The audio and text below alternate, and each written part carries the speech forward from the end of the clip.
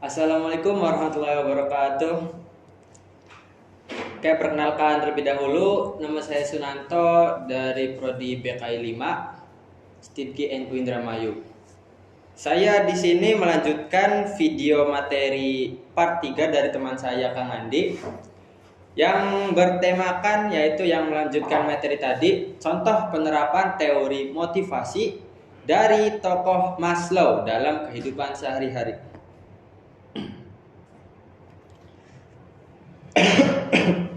Nah, menurut Maslow, seorang manusia harus memenuhi kebutuhan yang paling rendah, barulah naik ke jenjang yang lebih tinggi, dan seterusnya hingga ia bisa mengaktualisasikan dirinya. Nah, urutan kebutuhan secara hierarkis ini harus berdasarkan rentetan teratur dari bawah hingga ke atas. Kebutuhan manusia paling bawah menurut Maslow adalah kebutuhan fisiologis. Sementara itu kebutuhan paling tinggi adalah kebutuhan akan aktualisasi diri. Nah, langsung saja.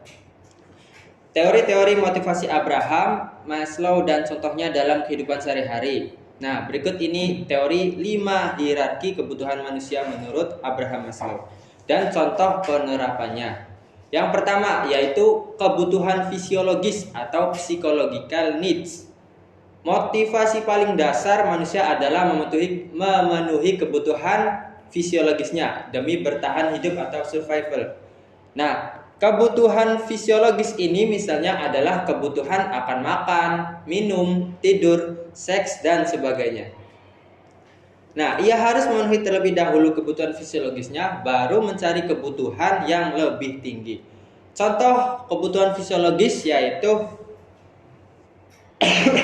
kita bekerja untuk mencari nafkah, kita makan karena untuk menghilangkan lapar ataupun minum untuk menghilangkan haus. Semua hal yang berkaitan dengan respon fisik mendasar termasuk dalam kebutuhan fisiologis atau kebutuhan fisik menurut Abraham Maslow. Yang kedua yaitu kebutuhan rasa aman atau safety atau security needs. Nah, setelah kebutuhan fisiologis terpenuhi, barulah muncul kebutuhan jenjang berikutnya, yaitu kebutuhan rasa aman. Kebutuhan tingkat kedua dalam teori Maslow ini meliputi keamanan dari bahaya fisik maupun bahaya emosional. Nah, contoh kebutuhan akan rasa aman yaitu aman dalam kehidupan sehari-hari adalah menelpon ambulan ketika kecelakaan, melapor ke polisi ketika ada tindakan kriminalitas ataupun sebagainya. Atau seumpama ada kecelakaan, nelpon polisi ataupun ada kebakaran, kita menelpon ke pemadam kebakaran. Yang ketiga yaitu kebutuhan sosial atau social needs. Kebutuhan selanjutnya yaitu kebutuhan sosial dan kasih sayang. Hal ini dilatari dari fitrah manusia sebagai makhluk sosial atau homo socius.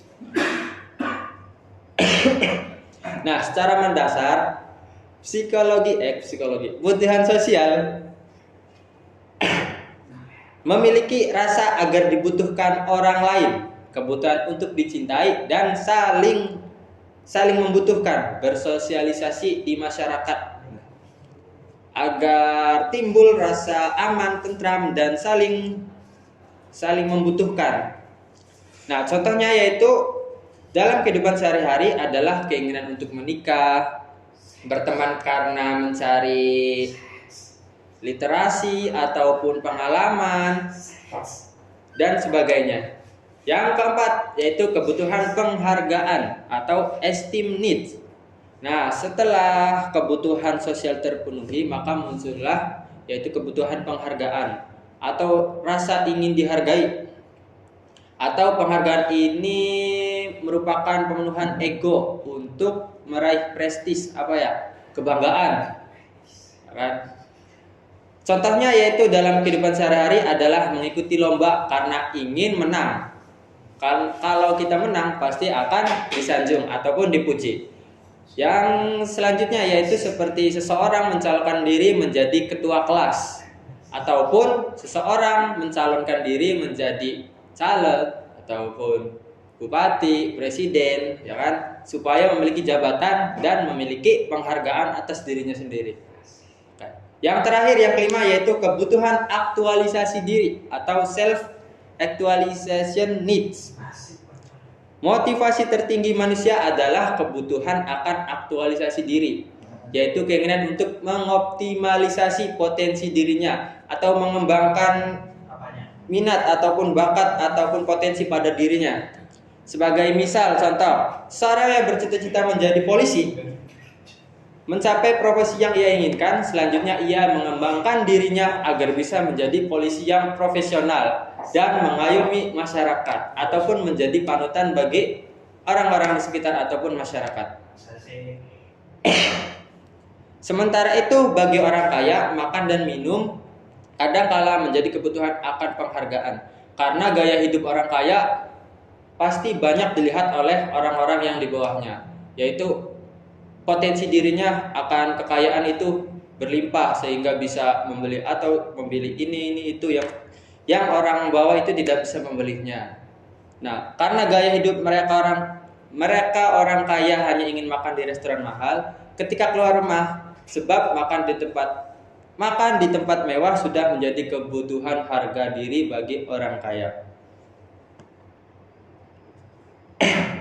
Mungkin cukup sekian penjelasan tentang implementasi psikologi motivasi menurut ahli ataupun tokoh Abraham Maslow.